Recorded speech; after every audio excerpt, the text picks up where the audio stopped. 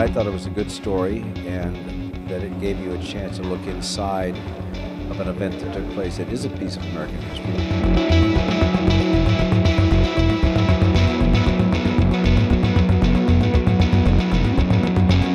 At its core, this is just a really good story.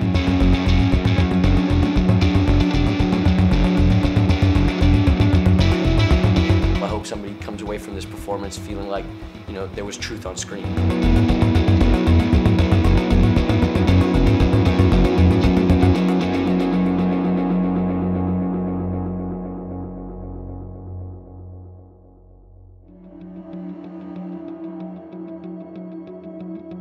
This is about a group of people that were underground and were very close. They were very bonded by the style of their time, the passions of their time. It talks about the Weather Underground, which was a movement, obviously, from the 60s and 70s. You have some 20-somethings in the 70s who decided to take charge of their lives and felt like they had no power and no say in their government. What started off as a diplomatic conversation among college students wound up turning into a militarized gang looking for public targets to bring the war home because people weren't paying attention and the news felt distant.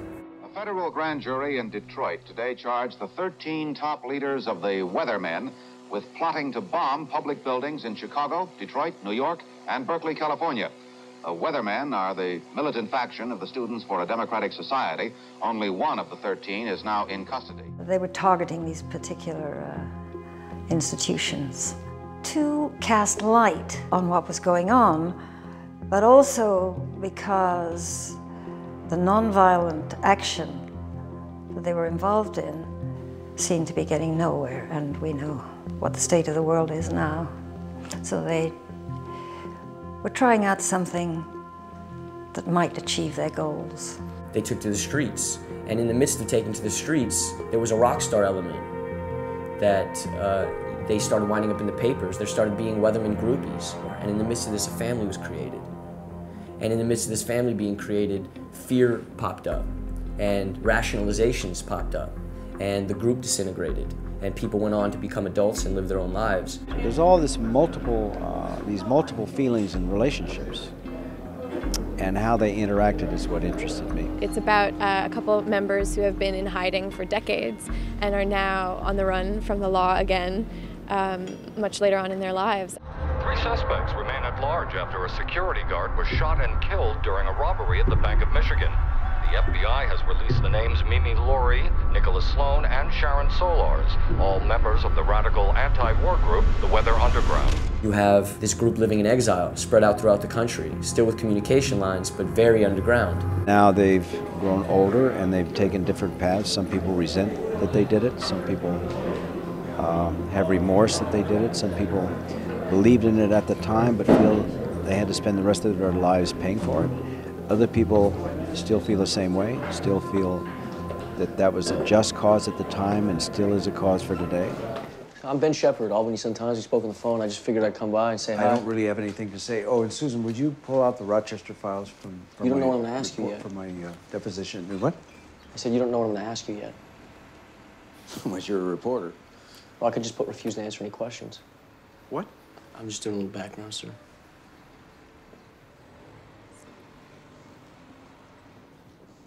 Okay. Thank you. You have one man posing as a lawyer on the East Coast who is sort of an idealist, defending people for free, helping the immigrant find, his paperwork, the hurricanes of the world. He's that guy, the public defender, the Walt Whitman of the law community. And a young reporter, long story short, finds out he's not what he says he is. So, did Sharon Solars contact you prior to her arrest? Does it matter? Since you already printed that she did. Well, actually, what was printed was that she may have approached a public interest lawyer who declined to take the case, but your name was never mentioned.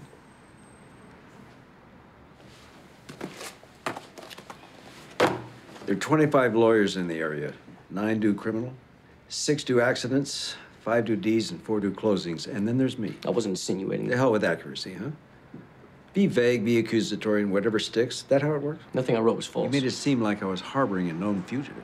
It is an activist being undercover and living a lie, living a life as a lie. But it's kind of trying to clear his name. It's kind of going to your past and finding people from your past to unlock a puzzle, solve a mystery.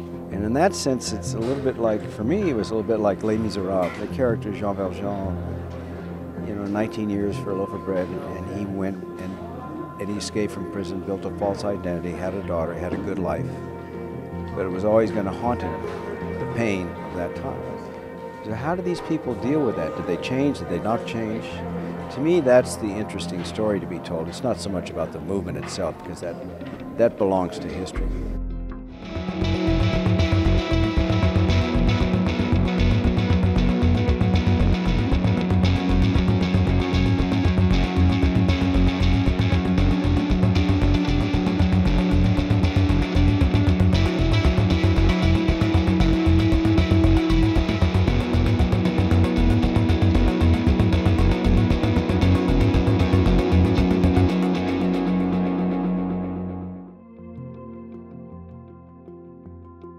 It's hard to know, I mean, especially when you're in a rebellion or a revolution, it's hard to know how far to take it, at what point and at what cost to yourself and to your kids down the road. And I think there are a couple lines in this movie that really deal with that, where people say, we certainly don't regret any of the things we did maybe, but we would have done them differently.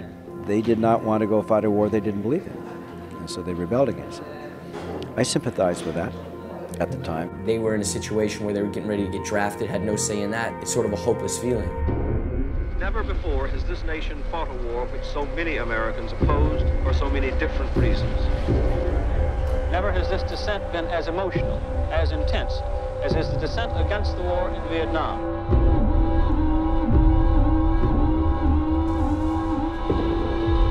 The bomb went off in the State Department and did a lot of damage. Another was detonated in Oakland. It was a really volatile time in the 60s, and it's interesting because all the characters that were playing, I mean, we were around at that time, and some of us marched and did things like that, so it's really fascinating to do this. Well, I was raising a family and starting a career, so I was not involved politically at that time. If there was any politics in my life that was involved activists, it was around the environment. On the other hand, I had a lot of friends who were involved. I was probably on the outer edge of that movement. I saw what was happening. I could see the good of it, the reason people were so passionate, because there was a draft then. There is not a draft now. If there was a draft, I think we would have had a repeat of that. Look, I'm just trying to put the pieces together. Listen, I didn't take the case because I'm a single parent with a private practice and too much on my plate, all right? If I could have helped, I would have. Because you're sympathetic to their cause? You agree with her tactics? Clearly you have some kind of an agenda here. I don't have time for this bullshit. I don't actually. I don't care much for either side. So what, that makes you fair and balanced? It's a funny thing. 30 years ago, a smart guy like you probably would have been involved with the movement yourself. When you're living through a time, you're not aware of what the time is about. Only in retrospect, when you look back and say, oh, I see what was going on. Hindsight always gives you a lot of knowledge that you, of course, don't have at the time. And of course, when the Vietnam War was happening, I think it was just so awful that people didn't know how to stop it. And so it seemed like, taking that kind of violence was the only way. They all were finding that normal protest wasn't working, and they resorted to an extension of that normal protest into violent protest, because they had to make something work. Most of us led very sheltered lives. We had no real relationship with violence. But at that time, all the kids were taking to the streets in Japan and France, China, Angola. There was revolution, and I wanted to be part of it. Actions have consequences, and decisions that people make, one, they have to accept it, and then they have to live with it. And some people couldn't do that. That's interesting. It is about consequences. Things we think we outlived, sometimes we haven't. It's not uninteresting to revisit that particular moment of American history. I think it's very difficult to do, very difficult, because we've been filled with such propaganda, and it's very difficult to turn that propaganda around without it seeming like propaganda itself. Looking at American history is an interesting idea, and what lessons could be learned from history. Fortunately, many of us don't learn from lessons from history, but whether they will in this one or not, but I do think particularly young people, my kids, their kids, will be interested in this event in history that took place when young people were their age now. It's kind of interesting that it seems to be coinciding with some sort of a movement that's reminiscent of this one, with the young people rebelling against what they feel is an injustice and a government that doesn't really recognize them and is making decisions that they don't agree with. You have essentially what's bubbling now, which is a real animosity amongst the youth because they feel powerless. It's the same thing in terms of justice and equality for people, and it's exactly the same thing in terms of the money being in the hands of 1 or 2% everywhere. You see that, and it's just shocking it should be happening in the modern Western world. I think we're seeing a kind of a little more of a, citizens protesting, taking a stand now. You're seeing it more. It's interesting. It'll be interesting to know when this film comes out where we are in this country.